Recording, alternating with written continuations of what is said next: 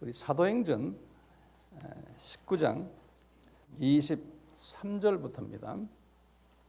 성경을 다 여시고 거기에 단어는 읽지 않지만 제가 몇 절은 제가 읽겠습니다. 자, 23절 잠깐 보세요. 그 무렵 그 도로 인하여, 제가 제 성경은 좀 한글 킹 제임스 성경이라서 제가 여러분과 조금 다를 수가 있어요. 23절에 줄을 그을 것이 하나 있어요. 그 도로 인하여, 그 도라는 데다 줄을 좀 세게 그어 놓으세요. 그리고 적지 않은 소요가 있었다. 그 도 때문에요. 그리고는 이는 데메트리오라는 어떤 은세공자이가 아테미 또는 다이아나를 위한 은감시를 만들어서 장인들에게 적지 않은 수익을 얻게 하는데, 적지 않다는 말이 있죠. 그러니까 이분이 돈을 많이 번다는 소리예요. 이제 이런 이야기가 나오고요. 29절을 보시면 두 사람 이름이 나와요. 가이오와 아리스다고, 거기다 줄을 그었어요. 가이오와 아리스다고. 29절이에요. 29절에. 그리고는 33절에 사람들이 알렉산더란 이름이 나와요. 알렉산더를 무리 가운데 끌어내요. 이 알렉산더의 줄을 그으시고요. 그 다음에 이제 35절에 보면 그때 성읍의, 그때 그 에베소 성읍의 사무장이 그랬어요. 제 성경에는 사무장이라고 그랬어요. 아주 쉽게 번역을 잘했어요. 이 정도로 해놓고요. 제가 이제 설명을 해드리겠습니다. 지난 시간에 우리가 공부했던 내용을 간단하게 한번 같이 봅시다.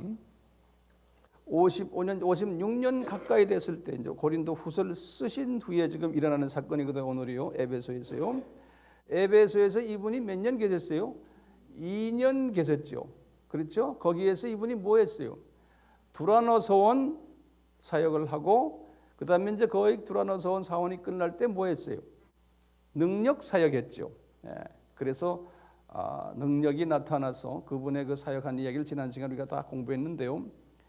이게 능력 사역이 있었고, 이분이 글로에라는 사람의 보고를 받고는 고린도 교회의 문제점을 보고를 받아가지고 고린도 전서를 썼어요. 에베소에서.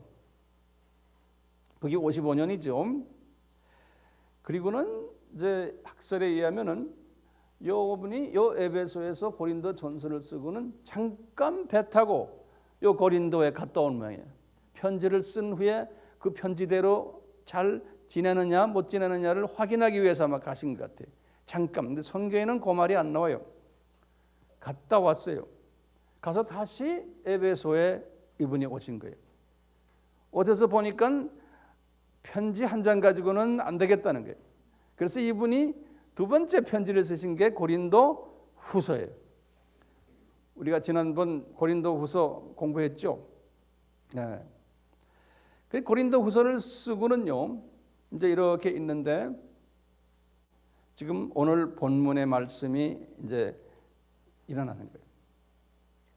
갑자기 이 에베소 도시에서 소요가 일어난 거예요. 이 소요가 일어났던 직접적인 동기는 뭐냐? 거기 분명히 나오죠. 오늘 23절에 보시면 바울이 전했던 메시지 때문에 그런 거예요. 그 도라 그랬어요. 여기 보면요, 분명히 그 도로 인하여 적지 않은 소요가 일어났다는 거예요. 그러니까 바울을 또는 바울의 그 동료들, 바울이 지금 2년 동안 두라노소원에서 열심히 복음을 전했는데, 그랬는데 이분의 전하는 메시지의 핵심이 뭐였다는 거예요? 그 도라는 게. 영어로는 그랬어요. The way 그랬어요. 도를. way인데 캐피탈 레터 W를 썼어요. 보통 W가 아니에요. 이제 나중에 이제 그 The way가 뭔지를 제가 설명해 드리려고 해요.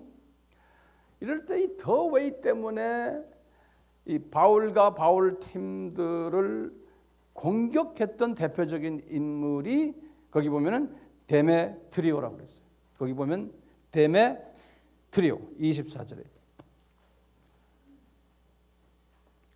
이 데메트리오라는 사람은 도대체 어떤 사람인가? 우리 좀 알 필요가 있어요. 이 사람은 성서에 보면 은장색이다 그랬어요. 그러면 얼뜻 한국말로 해도 은장색, 이게 무슨 뜻인가? 제가 영어 성경을 딱 보니까 실버 스미스 그랬어요. 우리가 미국 사람들이면 스미스라고 있죠. 그걸 붙여가지고 실버 스미스라고 불러요.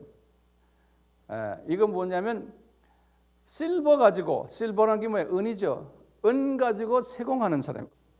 은 세공자를 실버 스미스 그래요. 예를 들어서 구리 가지고 세공하면 뭐라 그래요? 카퍼 스미스 그래요.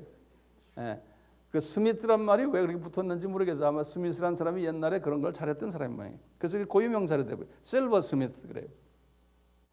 근데 이 사람이요, 어떤 사업을 했는가 볼 때요, 보면은 아테미가 누굽니까? 세미라미스의 어느 이름이에요? 그리스 이름이에요. 세미라미스는 누구예요? 니무롯, 바벨론 종교의 창시자죠. 니무롯의 부인이 세미라미스예요. 그 세미라미스가 헬라 사람들에게는 아템이라고 불렀어요. 아템이라고. 근데 로마 사람들은 뭐라 불렀어요? 다이아나라고 불른 거예요. 다이아나. 그래서 제가 가지고 있는 성경에는 다이아나라고 써 있어요. 다 같은 이름들이에요. 이 아테미 성전 안에 뭐냐면 은으로 만든 사당들을 많이 만든 그 안에. 그래서 silver shrine이라고 그랬어요. 영어로는요. shrine이라는 말은 사당이라는 뜻이거든요. 조그마한 사당들. 그 안에 이 성전 안에 많은 사당들이 조그마한 사당들이 있는데 그것에 다 은으로 만들어진 모양이에요. 그래서 은사당. 이것을 제조하는 제조업자예요. 이 사람이 데메트리스라는 사람이요. 근데 이 사람이 그런 그 제조업을 하면서 자기 밑에 장인들을 많이 뒀어요. 그래서 장인들은 크래프트맨이라고 그래가지고요. 장인들을 많이 둬가지고 이분이 어떻게 보면 제가 보니까 이 제조업을 하면서 장인들을 많이 뒀기 때문에요. 은장색 협회 회장 같아. 자, 그래서요. 이 은장색 협회 회장이 바울 때문에 화가 난 거예요. 왜 화가 났어요? 바울이 뭐라 그랬어요? 그 도시에서 항상 성경 공부할 때나 두라노 서원에서 강의할 때 뭐라고 그러냐면 저 아데미 성전 안에 있는 은장색들이 만드는 모든 저 사당들은 저거 마귀 새끼들이다. 사람을 만들어 놓은 사람이 만든 것은 그건 신이 아니다라고 항상 바울이 그것을 아주 그냥 뭐 머리 아프도록 그냥 주지시킨 거예요. 그러니까 이 소문이 온 시내에 다 퍼진 거예요. 바울이 그렇게 한다는 거예요. 그러면서 진짜 하나님은 예수님이다 이렇게 자꾸 말했던 거예요. 그러다 보니까 많은 사람들이 여기에 영향을 받아가지고 매상이 떨어져 버린 거예요. 특히 말이죠. 그 에베소의 이 아테미 신전은 얼마나 정교하게 잘 지었는지요. 백과사전이나 이런 데 보면요. Seven wonders in the world 그랬어요. 7대 불가사의 중에 하나인 곳이 이 에베소에 있는 아테미 성전이에요. 그러니까요. 그 주변에 지금 이 지도에 나오는 이 동네 사람들이요. 저기 뭐 로마, 뭐 스페인까지 많은 사람들이 여기에 순례객으로 많이 왔을 거예요.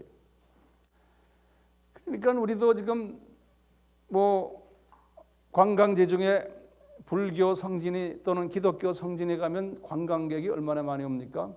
그걸로 해서 돈벌이가 잘 되잖아요. 똑같은 맥락이죠. 돈벌이가 잘 됐어요. 이분이 그러니까 돈벌이에 문제가 생기니까 협회 회원들을 다 모아가지고 회의를 한 번 한 거예요. 여보시오, 우리 이 매상이 자꾸 떨어집니다. 우리 이러다가는 저 바울과 저 친구들 때문에 우리 비즈니스에 이게 문제가 생기겠습니다. 이렇게 본 거예요. 그래가지고 그 보고를 하는 장면이 25절부터 27절까지. 그 보고하는 장면이. 제가 그 보고하는 장면을 제가 한번 읽어볼게요. 그러니까 여러분, 그러니까요. 25절에 여러분도 알거니와 우리가 이 업으로 인하여 재산을 많이 얻었는데 그대들이 보고 들은 바와 같이 이 바울이라는 작자가 에베소뿐만 아니라 온 아시아, 이 지도 에베소 이 주에 온 아시아 주, 온 아시아 주에서 온 사람들에게 하는 말이 손으로 만든 것은 신들이 아니라고 많은 사람을 설득해 가지고 그들이 마음이 변해 가지고 우리 매상을 지금 떨어뜨리게 한다는 거예요. 그래서 27절에 그래서 이유를 두 가지를 딱 대요.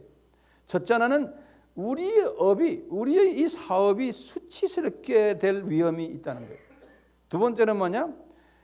우리가 섬기는 위대한 여신 다이아나 이 여신도 이 신전도 멸시를 받게 됐다는 거예요. 그러니까 온 아시아와 세상이 숭앙하는 그 여자, 그 여신이 위험이 소멸될까 봐 걱정이다 하는 거예요. 그러니까 두 가지 이유를 딱 대는 거예요. 우리 비즈니스에 영향이 있고 우리가 섬기는 여신에게도 체면이 손상된다는 거예요. 이렇게 딱 이제 회의에서 보고를 하는 거예요. 그러니까 그들이 28절에 보면 그들이 이 말을 듣고 그냥 성질들이 우리보다 더 급했던 모양이에요. 왜냐? 내 사업에 지장이 있으니까 열안 받아요. 그러니까 회의장을 빠져나가 가지고 신의 중심가로 막 질주하면서 분노가 가득해 가지고 소리를 지르는 거예요. 28절에 그랬어요. 에베소인의 아테미여 위대하도다. 꼭 우리 이슬람 사람도 이렇게 말하죠 항상. 뭐 알라와 마호멧 위대하다는 건 똑같아요. 이러면서 막 외치고 하는 거예요. 이런 장면이 지금 오늘 본문 속에 있는 거예요. 그러다가요, 이제 29절에 보시면 이분들이 딱 보는데 마침 바울의 두 제자가 자기네 눈에 보였던 모양이에요. 그 제자 이름이 가이오와 아리스다고라는 두 제자예요. 이 사람이 앞에 딱 보이는 게 뭐 도시가 크지 않으니까 딱 보니까 이 사람들을 잡아가지고 이분들을 데리고요. 이제 야외 극장으로 가는 장면이 이제 그 동네 한번 성지순례 갔다 오신 분들은 보셨겠지만 에베소는 야외 극장이 아주 유명해요. 아주 이 원형으로 짝 돼 있고 아주 층계로요 이렇게 짝 돼 있는데 약 한 2만 5천 명이 앉는 대형 야외 극장이에요. 지금도 그 극장 자리가 그대로 있고 극장에 그 의자가 아니죠. 층계가 그대로 지금 다 있어요. 보존돼 있어요. 거기를 데려갔어요. 누구하고 누굴요? 가이오와 아리사고요. 그러면 도대체 이 가이오는 누구고 아리사고는 누구냐를 알 필요가 있죠. 한번 보세요. 이 가이오라는 사람을 딱 보면 성경에는 두 사람이 있어요. 가이오가요. 첫째는요. 오늘 본문에 나오는 가이오 그 사람인데요. 이 가이오는 마게도니아 사람이에요. 저 북쪽 마게도니아 출신이. 지금 이 사람 중에 에베소에 와 있죠. 왜냐하면 두라노 소원에 공부하러 온 사람이에요. 다 바울의 제자들이죠. 오늘 본문에 보면 마게도니아 출신이라고 분명히 말했어요. 29절에. 그 다음에 이제 로마서 16장 23절을 보면 로마서 썼을 때 57년에 로마서를 썼을 때 이미 바울이 요 에베소에 있는 가이오를 로마의 미셔너리로 파송한 사람이에요. 여기까지. 그러면 로마서 16장에 보면은 이 사람 이름이 나와요. 23절에 가이오가. 그러니까 이 가이오가 바울의 아주 중요한 핵심 제자 중에 한 분임을 알 수가 있어요. 이 사람이 잡힌 거예요. 그런데 성서에 보면요, 이 고린도 출신 가이오가 또 한 분 있어요. 이제 고린도전서 1장 14절에 요 가이오는 이제 바울이 뭐라고 그랬냐면 요 사람 내가 세례를 준 사람이다 이렇게 이름이 나와요. 그러니까 요 가이오와 처음에 말한 가이오는 출신이 달라요. 한 사람은 마게도니아 북쪽 출신이고 한 분은 고린도 출신이. 그런데요, 그 다음 사람이 중요한 사람이에요. 아리스타고.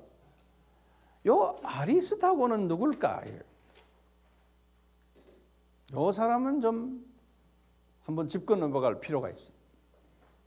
어떻게 하냐면요, 첫째 19장 29절에 보면 마게도니아 출신이 요 사람도.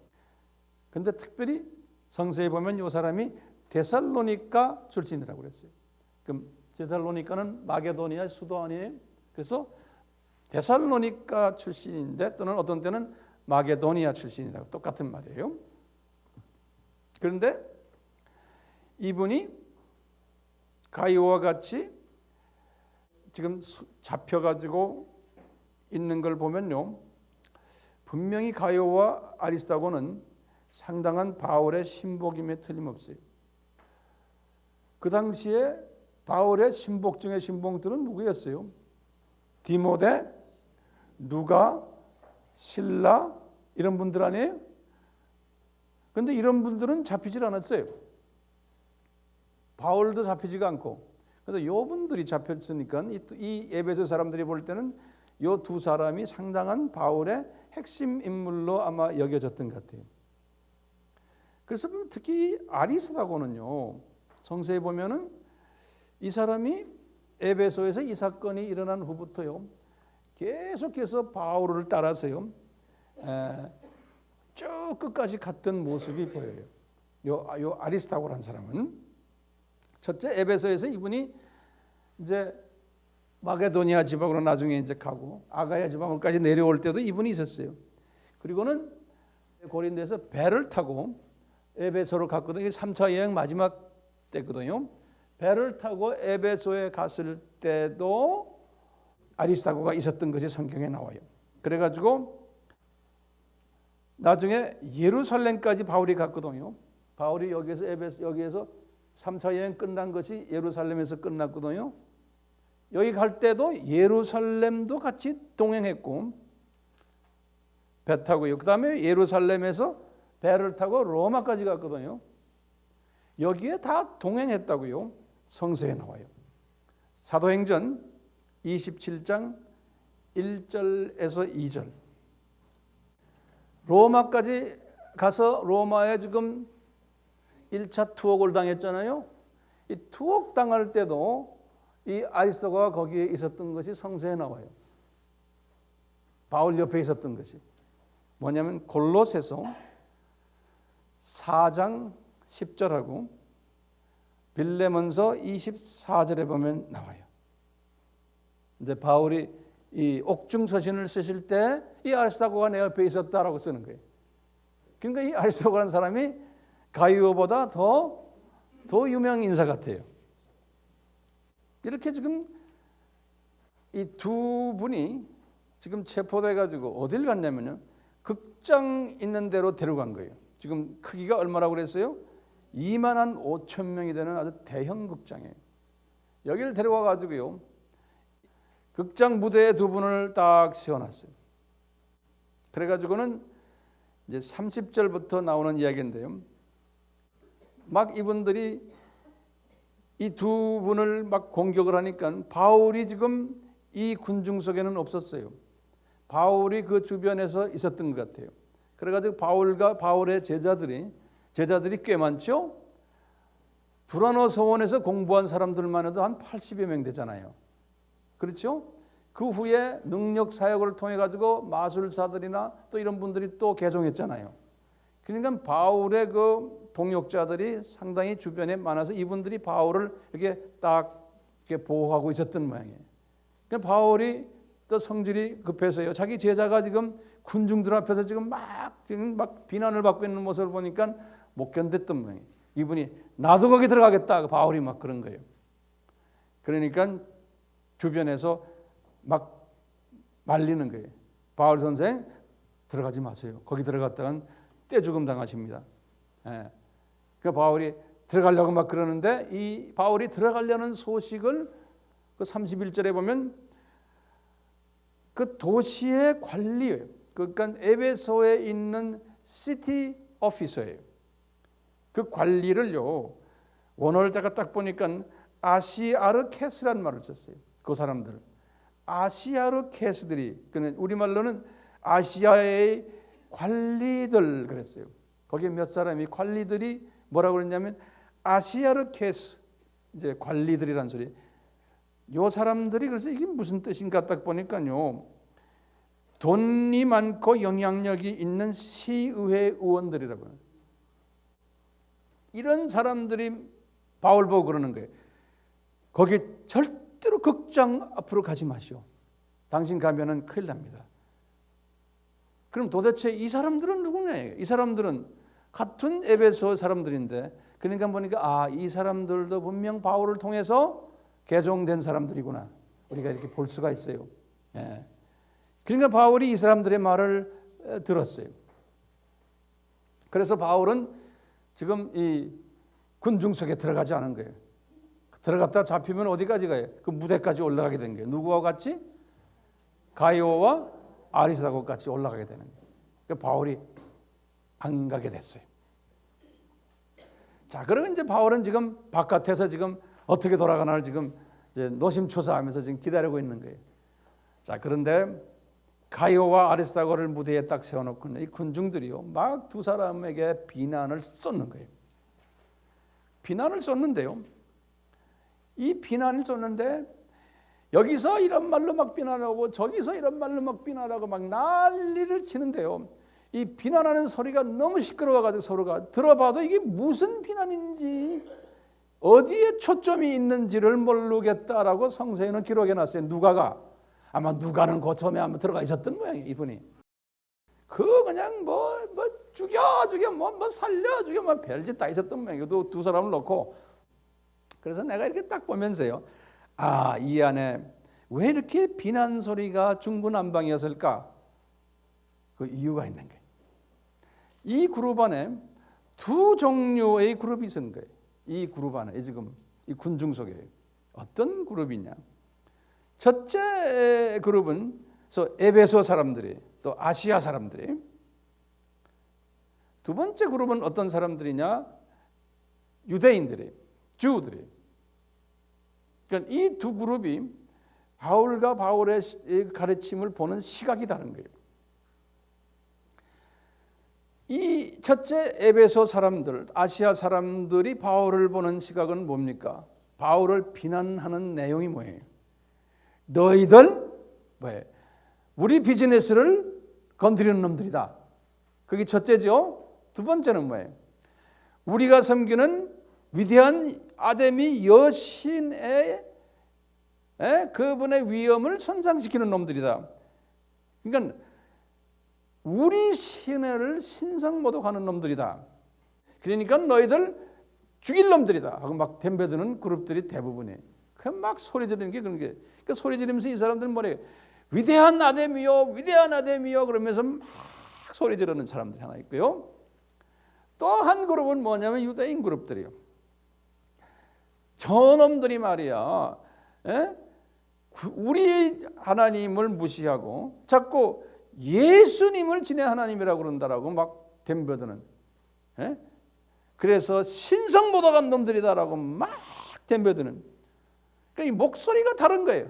소리 지르는 그룹이. 그래서 32절에서 그랬어요. 그런데 어떤 사람들은 이런 말을, 또 다른 사람들은 다른 말을 외침으로 모인 사람들이 혼란이 일어났다는 거예요. 그러면서 대부분의 사람들이 무엇 때문에 우리가 모였는지 모르겠다 막 이런 말을 성서에는 지금 32절에 했어요. 왜 그러겠어요? 이 두 그룹이 외치는 목소리가 다른 거예요. 자, 그런 막 소리 지르는 과정 속에서요, 성서에 보면은 유대인 그룹에서 갑자기요, 한 사람을 딱 목을 잡아가지고 너 무대 위에 올라가라 막 그러는 거예요. 너 가서 한마디 좀 하라는 거예요. 이 친구들 나쁜 놈들이라는 걸 이야기하라는 거예요. 대변하라는 거예요. 그래가지고 올려보낸 사람이 알렉산더라는 사람이에요. 유대인들이 그 사람 알렉산더를 잡아다가 무대 위로 올려보내는 거예요. 요 알렉산더는 도대체 누군가요? 이것도 우리가 좀 한번 짚고 넘어갈 필요가 있는 거예요. 보니까 요 알렉산더는 유대인인 거예요. 다 이제 이 외국에서 사는 유대인들이에요. 그 디아스포라라고 그러잖아요. 요분은 바울에게서 성서 다 배우고 바울이에게서 예수님에 관한 이야기 다 들은 사람이에요. 입으로도 시인하고, 그리고는 기독교 커뮤니티에 크리스천 공동체 안에서 같이 살았던 사람이에요. 또 사는 사람이에요. 그런데 뒤에 와서는 항상 자기 동료 유대인들에게 그러는 거예요. 예? 바울 저놈 나쁜 놈이야. 저놈이 전하는 예수 그건 가짜야. 예? 그거는 신성모독하는 가르침이야. 이렇게 자꾸 말하는 사람이에요. 그래서 항상 알렉산더는 교회 공동체 안에 있으면서 기독교인 행세를 하면서도 항상 부정적인 이야기를 해왔던 사람이에요. 특히 바울에 대해서. 바울이 순수 복음을 전하는 것을 싫어했던 사람이에요. 그 내부인이 내부에서 안에서 부정적인 메시지를 가지고 이걸 퍼뜨리는 역할을 했던 것이 알렉산더였어요. 이게 지금 주 한 50한 5년, 6년 이때쯤이거든요. 57년 가까이 왔을 때. 이럴 때인데 바울이 나중에 디모데에게 약간 여기 보시면 디모데 전서를 쓰실 때 이 알렉산더 사건은 지금 이쪽이거든, 이 동네인데 디모데 전서를 쓸 때가 주 64년이에요. 그러니까 몇 년 돼요? 56년이라고 하면 64, 6, 약 한 8년 후에. 예? 디모데 전서를 쓰시면서 디모데에게 이 알렉산더 그놈 나쁜 놈이라는 거예요. 디모데 전서 1장 20절에 써놨어요. 알렉산더 너 그놈 조심하라는 거예요. 그리고는 한 번만 하면 좋은데 디모데 후서 4장 14절에 디모데 후서는 그 한참 또 후에 한 3년 후에 바로 순교 직전이 디모데 후서를 쓰실 때 이 사람 너 조심해라, 저 사람 조심해라 이렇게 디모데에게 이제 마지막 유언의 말씀을 하실 때 요 알렉산더 이야기를 또 하는 거예요. 그건 이 양반은 보니까 구리 장색이야. 예. 커퍼 스미스 그래요. 구리 장석 알렉산더 그 양반이 내게 디모데야 많은 해를 끼쳤다는 거예요. 그래서 주님께서 그의 행위대로 그에게 갚으시리라 그런 거예요. 그러니까 너 그 양반 조심해라 이게. 그러니까 이런 사람은 유대인들이 좋아하겠어요? 좋아하죠. 지금 이런 성품의 사람이 알렉산더예요. 그러니까 지금 이 군중 지금 이 지금 사건이 지금 소요가 있었을 때 유대인들이 너 저놈들하고 같이 논 친구 아니냐? 그러니까 유대인들이 너 나가서 저놈들과 바울의 메시지가 엉터리라는 걸 좀 이야기하라 그래가지고 잡아다가 아마 올려놓은 모양이에요. 그러니까 기질이 알렉산더 같은 사람은 더블 마인드가 있는 기질을 가진 사람 같아요. 우리 한국말로는 뭐라고 그래요? 예? 이중 인격자? 그러니까 영어 이름을 만들 때 알렉산더라는 이름 만들지 마세요. 이게 좋은 이름이 아니에요. 자, 알렉산더가요 올라갔어요 무대 위에. 그래가지고 그 33절에 보면 알렉산더가 손짓을 보이면서 군중에게 변명하는 거예요. 변명 내용이 뭔지 아세요? 이 사람들이 유대인의 하나님을 신성모독하는 사람들이라는, 지가 유대인이니까요. 에? 그렇기 때문에 요 사람들은 죽여야 된다는 거예요. 왜? 유대법에 의하면은 유대인의 신을 모독하면은 죽이게 돼 있다는 거예요. 레위기 24장 16절에 레위기 레비티커스 24:16에면 뭐가 있냐? 그렇게 돼 있는 거예요. 유대인의 갓을 블레스페미란 말은 신성 모독하면 죽여야 된다는 거예요. 이 말을 막 하니까요, 이 사람이요, 이제 이 군중들이 딱 보면 아, 저 새끼가 유대인이구나 이렇게 된 거예요. 그렇죠? 자기네 편들 줄 알았더니 유대인 놈들이 그 사람을 무대에 올려 세워놓고는 유대적인 발언을 하게 하니까 사람들이 그래. 저 새끼가 미안합니다. 이런 말 썼어요. 저 새끼가 저거 유대인이구나. 이렇게 된 거예요. 항상 유대인들은 거기서 갈세받는 사람들 아니에요? 그러니까 열받아가지고 저 새끼 끌어내리라. 그렇게 된 거예요. 그러니까 올라가서 그냥 알렉산더를 잡아서 끌어내리는 얘기. 네. 끌어내려놓고는 이분들이 뭐라고 그러냐면 우리의 신인 여신 다이아나 그 사람 위대하다, 그 사람 위대하다고 막 또 소리 지르는 거예요. 지금 이 장면이 이걸 한번 우리가 영화로 만들었으면 참 멋있겠어요.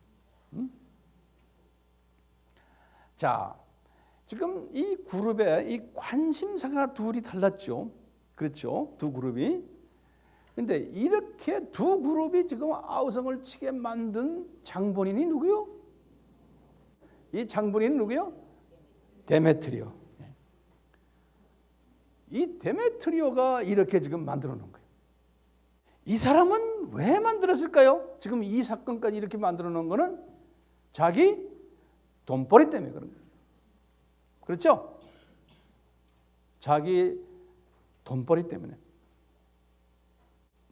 이렇게 해서 지금 온 도시가 난리가 나니까요. 그 도시의 시장이 이거 문제가 생긴 거예요. 시장이 그랬어요. 이걸 그대로 놨다가는 무시장 생각엔 자기 목도 날아가고 시장에 있는 시의원 목도 다 날아갈 가능성이 있다라고 했어요.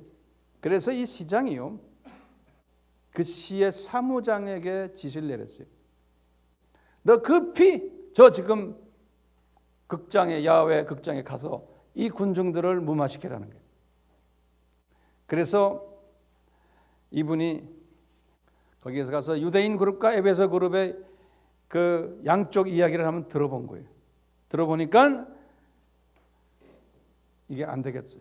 그래서 이 사무장이 객관적인 시각으로 이 문제를 접근하기 시작했어요. 이분은 한 편을 드는 것보다 이 지금 소요를 진정시키는 쪽에 초점을 둔 거예요. 그래서 사무장이 연설을 하는 거예요. 이 35절부터 오늘 마지막 41절까지가 사무장이 연설하는 장면이에요. 그러니까 하나님께서 이 사무장을 하나님이 또 사용하시는 거예요. 우리 바울 같은 사람들, 하나님의 종들, 또 밑에 있는 수십 명의 한 100여 명의 바울의 사람들도요, 다 망할 것 같아요. 지는 것 같아요. 그렇지만 하나님의 때가 되면 항상 하나님의 사람을 들어서 사용하거나 안 그러면 하나님의 사람이 아닌 사람을 통해서도 하나님이 역사를 하세요. 꼭 이기세요. 예. 그래서 보시면 사무장의 연설을 한번 들어봅시다. 35절에 사무장이 이런 말 하는 거예요. 에베소 사람들이요, 에베소의 성이 위대한 다이아나 여신과 주피터로부터 떨어져 나온 신상의 숭배자란 사실을 모르는 자가 누구리요? 다시 말하면 우리가 그 여신과 주피터는 누굽니까? 니무롯이에요. 이분들의 그 후손들, 그분들의 우리가 영적 후손들이라는 거예요. 그래서 우리가 이런 걸 부인할 수 없는 우리인데, 그렇기 때문에 우리가 이 사건 때문에 경솔하게 행해서는 안 되는 건 내가 안다는 거예요. 이건 보통 시리어스한 문제가 아니라는 거예요. 그런데 내가 보니까 이분이 이제 37절에 거기에 대한 해결책을 이야기하는 거예요. 내가 보니까 지금 여기 앞에 나와 있는 두 사람, 이 사람들을 내가 보니까 우리 아데미 또는 다이아나의 이 성전의 물건을 훔친 자들도 아니고, 그리고 니네들이 섬기는, 우리가 섬기는 여신을 그렇게 심하게 모독한 사람들도 아닌데 너희들 이분들을 왜 여기 데려왔느냐, 이렇게 말하는 거예요. 예. 그리고 38절에 그랬어요. 그러므로 데메트리오야 그러는 거예요. 데메트리오가 아마 옆에 아마 큰 망치 하나 들고 서 있었던 모양이에요. 네? 데메트리오야, 네 지금 여기 서 있는 네 장인들 말이야, 내가 니네들에게 할 말이 있다는 거예요. 야, 만약에 이 사람들이 물건 훔쳤거나 또는 우리가 섬기는 여신에 대해서 직접적으로 모독한 일들이 있다면 이렇게 데모하지 말고 법정에 데려가라는 거예요, 얘들을. 그 다음에 그것도 해결 안 되면 로마 총독이 여러분 이 주변에 있으니까 로마 총독에게 데려가가지고 고소를 시키라는 거예요. 만약에 이런 이슈가 아니라면 니네들 우리가 문제가 생긴다는 게, 우리가 다시 말하면 내 사무장하고 이 시장까지도 문제가 생긴다는 거예요. 우리가 잘못하면은 법정에 들어가서 총독들 앞에서 우리 시장님과 나도 그렇고 그분들에게서 비난을 받을 확률이 있다는 거예요. 그렇기 때문에 제발 너희들 이렇게 엉뚱한 짓 하지 말아라. 이런 말씀을 지금 39절, 40절에서 하는 거예요. 그러니까 이분이 일방적으로 그런 거예요. 너희들 이 집회 무산시켜라. 안 그러면 혼내주겠다. 그러는 거예요. 그래서 집회가 무산된 사건이 오늘 본문의 결론이. 영화는 끝났어요. 이것이 19장에 끝나는 이야기. 몇 가지 우리가 좀 짚고 넘어가야 할 일들이 있어요. 자, 그렇다면 첫째요. 왜 에베소에서 이런 대형 소요가 일어났는 거예요? 왜? 첫째는요.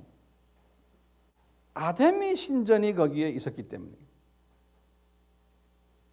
이 아데미 신전은 우상의 본거지고 세계 7대 원더 중 하나고 순례자들이 많이 쇄도하는 곳이고 그러다 보니까 종교 관광 사업이 번창했던 거예요.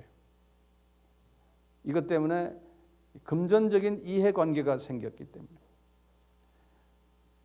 또 직접적인 도화선은 뭡니까? 바울의 메시지 때문에 그런 거예요. 우상에게 도전한 거예요. 이걸 하면서 우리에게 가르쳐주는 게 있어요. 이 대형 소요가 왜 에베소에서 일어났냐? 이것은 우리가 예수님에 대한 복음을, 본질을 전하다 보면은 꼭 영적 대결이 있을 것을 우리에게 가르쳐주는 거예요. Spiritual confrontation이 있을 것을 가르쳐주는 거예요. 예수님의 그 the way, 예수님만 이야기하면은 꼭 거기에 영적 대결이 있다는 것을 보여주는 거예요. 또 그 이유 중에 또 하나가요. 왜 이런 대형 소요가 일어났을까? 이거는 바울에게 주는 메시지 때문에. 바울아, 너 여기에서 장기 체류하지 말아라. 롱텀으로 여기에 있지 말아라. 왜 그럴까요? 이분은 거기에서 지금 한 2년 있으면서 이제 자기 제자들도 많이 만들고 자기 세력이 어느 정도 많아졌잖아요. 그러다 보면 사람이니까 아이고 나 이제 뭐 딴 데 가서 고생할 바에야 여기에서 이제 머물르겠다는 생각이 있을 수 있잖아요. 그러니까 바울의 공동일을 밀어내기 위해서 주님께서 소위 대형 소요를 허락하신 거예요.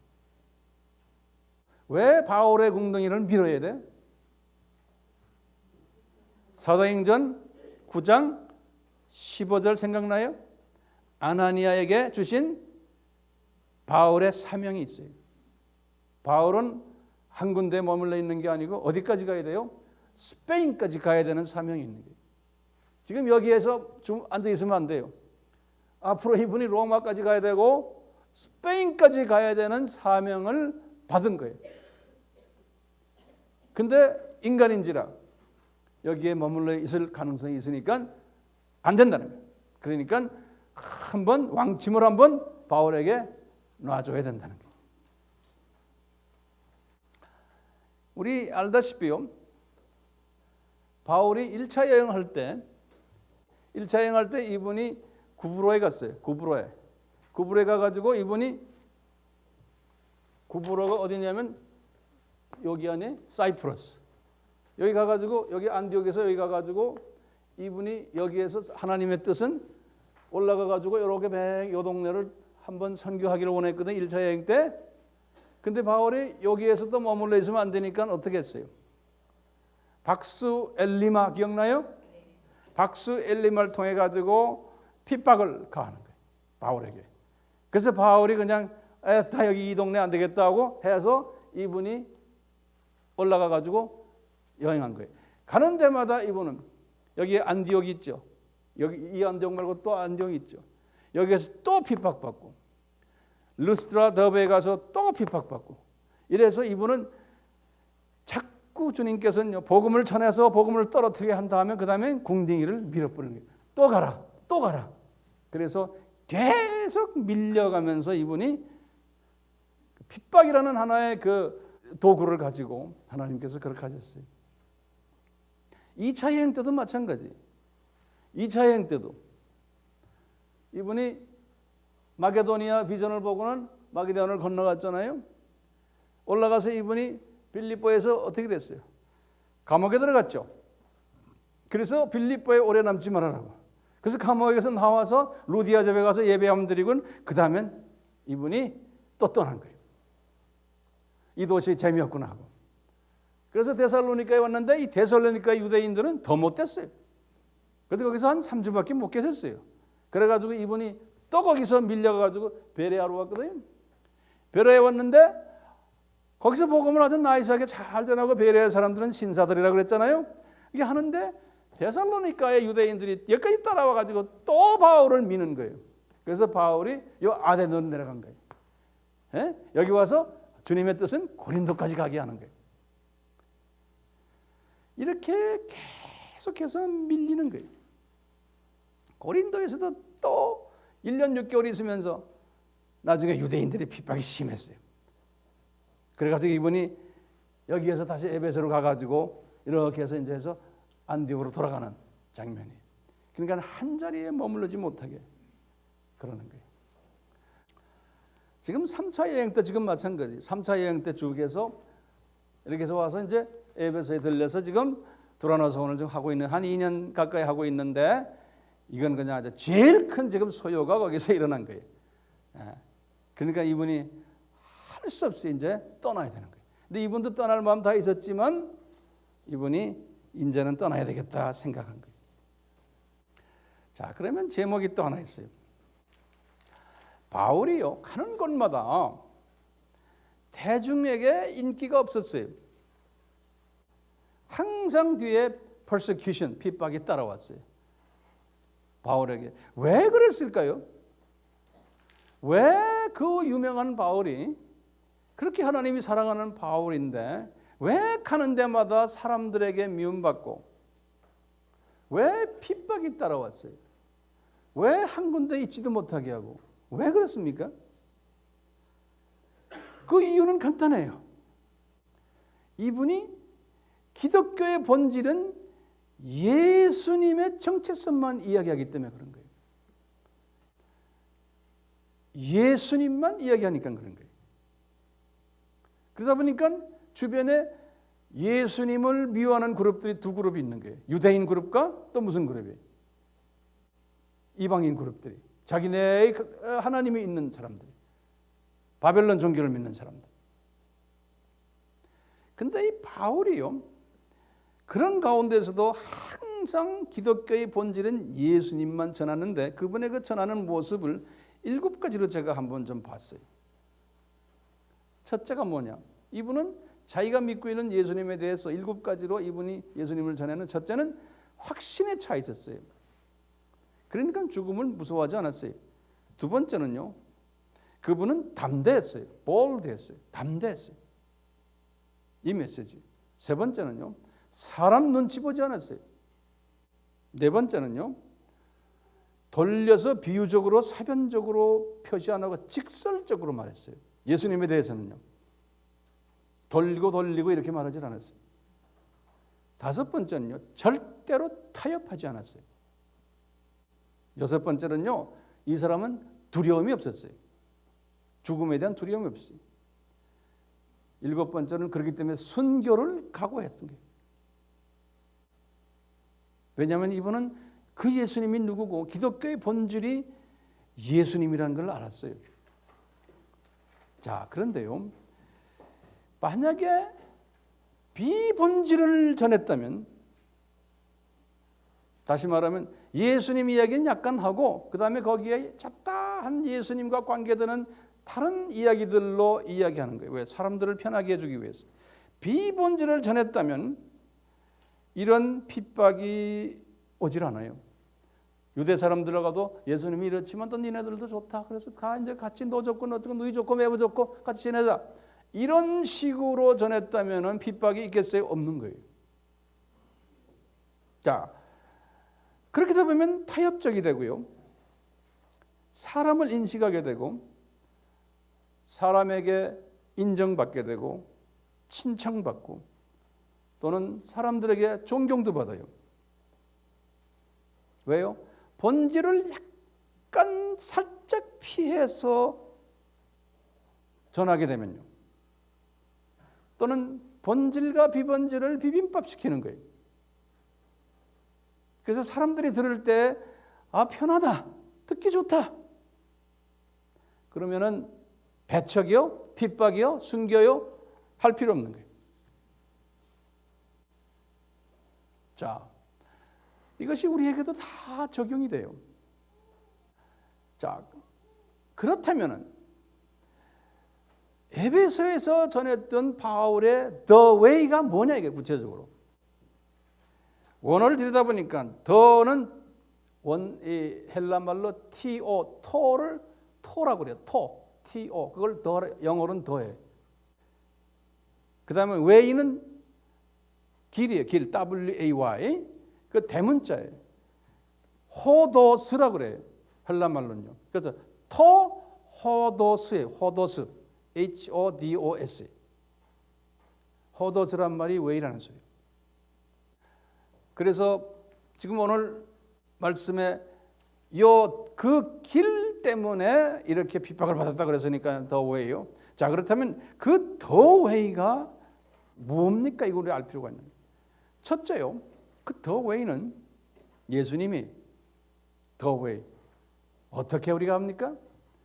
요한복음 14장 6절에 예수님이 하신 말씀이 있어요. I am the way 그랬어요. 나는 길이요 그랬어요. 그러면서 하시는 말씀이 있어요. I am the way, I am the truth, I am the life. 그러면서요. 나를 통하지 않고는 아버지께로 갈 자가 없느니라 그랬어요. 다시 말하면요. 그 길인데 아버지께 간다는 것은 영생으로 간다는 소리예요. 영생을 얻으려면 나를 통해야지만 된다는 거예요. 그런 의미에서 예수님이 I am the way. 그런데 the가 무슨 정관사도고 W도 뭐예요? 대문자 W. 그러니까 there is no one else. 그런 다른 사람이 없다는 거예요. 다른 존재가. 그런 의미에서 the way. 그러면서 그러는 거예요. I am the truth 그랬어요. 그것도 truth도 T가 캐피탈 레터 T예요. 왜요? 이 truth란 말은 뭐예요? 진리란 말은. 진리란 말은 변하지 않는 것을 보고 진리라고 그러거든요. 변하지 않는 것. 그러니까요. 내가 I am the way 하는 그 way는 영원한 약속이에요. 영원한 거예요. 그리고는 I am the life. 그래서 그 life의 L자도 대문자예요. 더가 앞에 있고요. 이 말은 뭐예요? 생명의 길이라는 거예요. 예, 나는 생명의 길이다. 너희들 나를 통해야지만 영원한 생명을 가질 수 있다는 거예요. 그러니까 이게 지금 타협점이 있는 게 아니에요. 왜요? 예수님이 하신 말씀이니까 타협이 있을 수가 없어요. 적당히 말할 수도 없는 거예요. 예수에 대해서. 이건 절대 진리이기 때문에 이 절대 진리에 대해서는 목숨까지도 갖다 바쳐야 되는 거예요. 여기에 대해서 딴소리하는 사람한테는.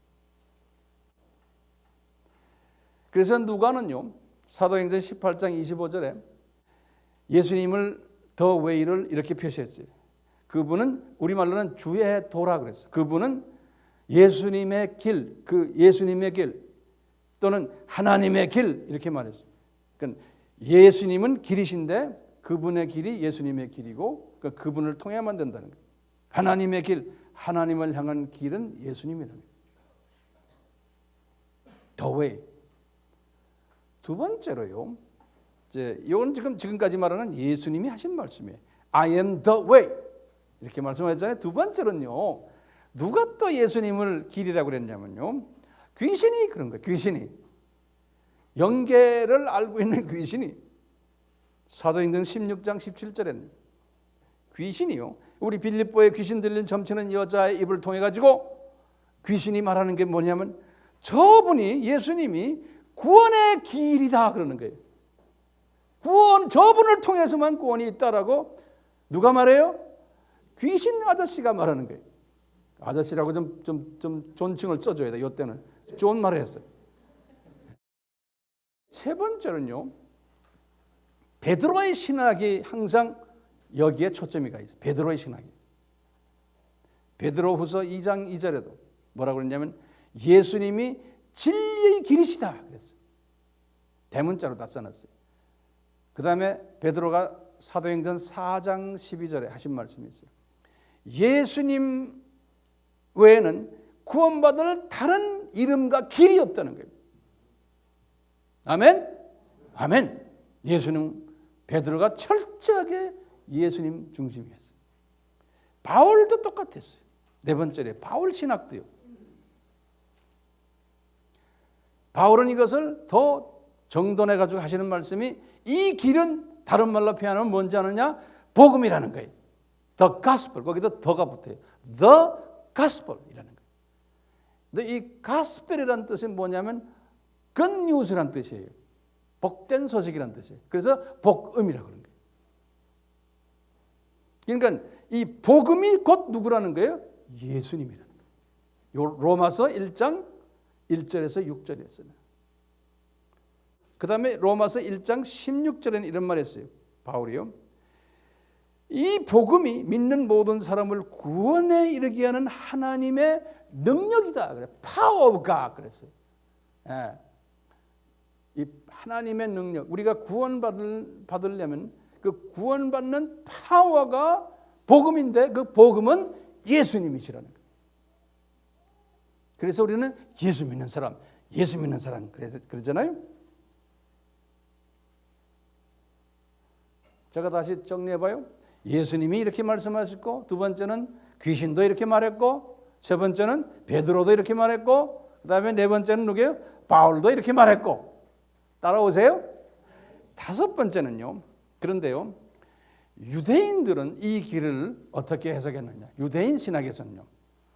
유대인 신학에서는 이 길을 뭐라고 그러냐면 이것은 이단이다 그랬어요. 이단이다. 사도행전 24장 14절에 놀랍게도요. 바울도 개종 전에는 이 길을 이단으로 본 거예요. 바울도 개종 전에. 그래서 유대인들 이 사람이 크리스천들을 핍박했던 거예요. 사도행전 22장 4절에 보면 그래요. 바울도 자기 개종 전에도 이 길을 이단으로 본 거예요. 자, 여섯 번째로요. 기독교 역사를 들여다보면요. 많은 이단 사상들이 있었어요. 이 길을 변형시켜가지고 우리 다 공부했지만요. 1세기 때는 에비오니즘이라고 해요. 또는 영지주의, 그노스티즘 그래요. 도케티즘이란 말 우리 다 배웠죠. 제가 설명 안 합니다. 4세기에 와서는 이 길을 변형시킨 게 아리우스예요. 아리아니즘 그러죠.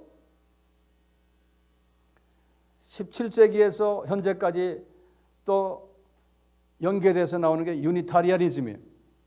미국의 하버드 대학교도 다 여기에 지금 속해 있다고 제가 말씀드렸죠. 유니타리아니즘.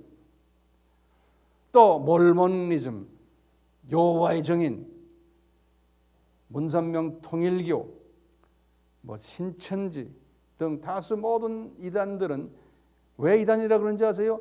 요 길에 대해서 변형을 시킨 그룹들이기 때문에 요 길에 대해서.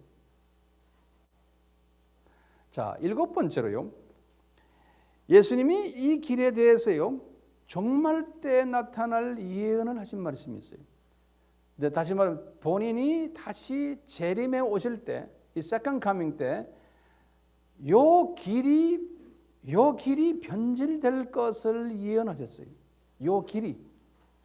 예수님이 마태복음 24장 4절에서 5절, 똑같이 마태복음 24장 23절에서 28절,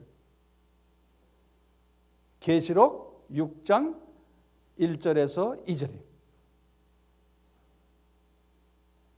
이것을 우리가 뭐라고 불러요? 종교 다원주의라고 하는 거예요. Religious pluralism. 기독교 안에서 일어나는 일들이에요. 기독교 안에서 어떻게 설설설 이렇게 나타나냐면 이제 이 길을 약간 변질시키는 거예요. 처음에 slowly, 천천히 변질시키고 희석을 시키고 물 타는 거예요. 그래서 사람들이 조금씩 혼돈하고 미혹을 당하는 거예요. 그러면서 교회가 기독론이 약해지는 거예요. 교회의 메이저 액티비티가 이제는 예수님 중심이 아니고 예수님 이름을 팔아서 뭐 다른 데 신경만 쓰는 거예요. 교회 성장이니 학교 교육이니 뭐 카운슬링이니 어떻게 하면 해피하게 사느냐, 어떻게 하면 잘 먹고 잘 사느냐, 이 세상에서 어떻게 하면 행복해지느냐, 어떻게 하면 여러분들 가정 문제 해결하느냐, 이런 쪽으로 가는 거예요. 이거 희석시키는 거예요. 교회의 존재 목적이 그게 아닌데, 예수님이 이 세상에 오신 목적이 그게 아닌데, 어떻게 해서 이 세상에 우리가 더 멋있게 사느냐, 행복하게 사느냐, 성공하느냐, 이쪽으로만 자꾸 가르치는 거예요. 그러다 보니까 교회 오면 행복해, 교회 하면 기분 좋아, 할렐루야 할렐루야 하는데 알고 보면 예수님에 대한 초점은 희미해지는 거예요. 찬양은 할렐루야 예수님 하는데 예수님에 대해서 물어보면 잘 모르는 거예요. 그리고 타종교 사람들도 와서 같이 앉으면 아름답다, 타종교와 우리가 다 하나가 되니까, 이런 식으로 이제 돼버린다. 예수님이 말했죠. 이것 때 종말 때 되면 이런 사상이 엄청나게 커진다고 예수님이 예언하신 거예요. 그러다 보니까 이 복음, the way가 희미해지고 혼돈스럽게 되고 그렇게 되는 거예요. 교인들이, 크리스찬들이 복음에 대한 자신감도 없어지고 이제는 복음에 대해서 너 목숨 바칠래 하면 안 하는 거예요. 이 복음을 위해서 너희들 좀 시간, 돈 헌신할래? 안 하는 거예요. 그럼 왜 그러면 과거 2000년 동안 또 지금까지요, 더 웨이만 믿는 크리스찬들이 핍박을 받도록 허락하셨냐 이거예요. 왜 그런 거 말 안 하고 교회 열심히 다니면 핍박 안 받는데 왜 이렇게 그냥 바울처럼요, 더 웨이만 이야기하는 사람은 왜 핍박을 받고 미움을 받냐 이거예요. 그리고 사람들에게 인기가 없는 거예요. 왜 이런 사람은 많지 않냐 이거예요. 왜 오늘날 교회는 이걸 외치질 않냐 이거예요. 그 이유는 어떻게 설명할래요? 바울도 그랬어요. 바울에게도 등 따갑고 다 편하게 바울을 하질 않았죠. 그런데 주님이 볼 때는, 예수님이 볼 때는 바울은 엄청나게 주님이 사랑하는 사람이에요. 자기 사랑하는 사람을 왜 생고생을 시키냐 이거예요. 그 이유는, 대답은 히브리서 11장이에요. 히브리서 11장에 믿음의 사람이 되게 하기 위해서, 히브리서 11장에 보면 믿음의 선조들 이름이 다 나와요. 그분들이 다 어려움을 당하면서 어려움 속에서 살았어요. 그러면서 히브리서는 1세기 때 유대인 크리스천들에게 쓴 편지예요. 1세기 때 유대인들은 크리스천이 된다는 것은 상당한 위험 부담을 안고서 크리스천이 된 사람들이에요. 그 사람들에게 하는 편지가 히브리서예요. 히브리서 11장이 그러는 거예요. 너희들 어떤 사람이 믿음이 있는지 아느냐? 믿음의 정의를 11장에 말했잖아요. 첫째가 뭐예요? 너희들이 이 세상에 살고 있는데 이 세상은 내가 잠깐 너희들을 나그네로 살도록 만든 세상이다라는 그 믿음이 첫째예요. You are strangers in this world. 잠깐 나그네 세상이다. 이 세상은. 하나님의 뜻 가운데서 지금 7,000년을 만들어 놓고 하나님께서 이 세상을 시간 속에 집어넣어서 우리가 지금 나그네로 살고 있는 거예요. 그러다가 우리는 영원 세계로 나중에 들어가는 사람들. 11장 13절에 이거 기억해 두세요. 그리고 11장 16절에 뭐라고 그러셨냐면요, 너희들의 본향은 저쪽 나라다 라는 것을 가르치기 위해서 또 그렇게 가르친 거예요. 유대인 크리스천들에게. 그게 16절에 그렇게 돼 있어요. 그리고는 6절의 마지막으로 뭐냐면 너희들은 이 세상에 살다가 이 더 웨이를 외치다가 저 세상에 가면은 너희들은 많은 상급들이 기다리고 있다.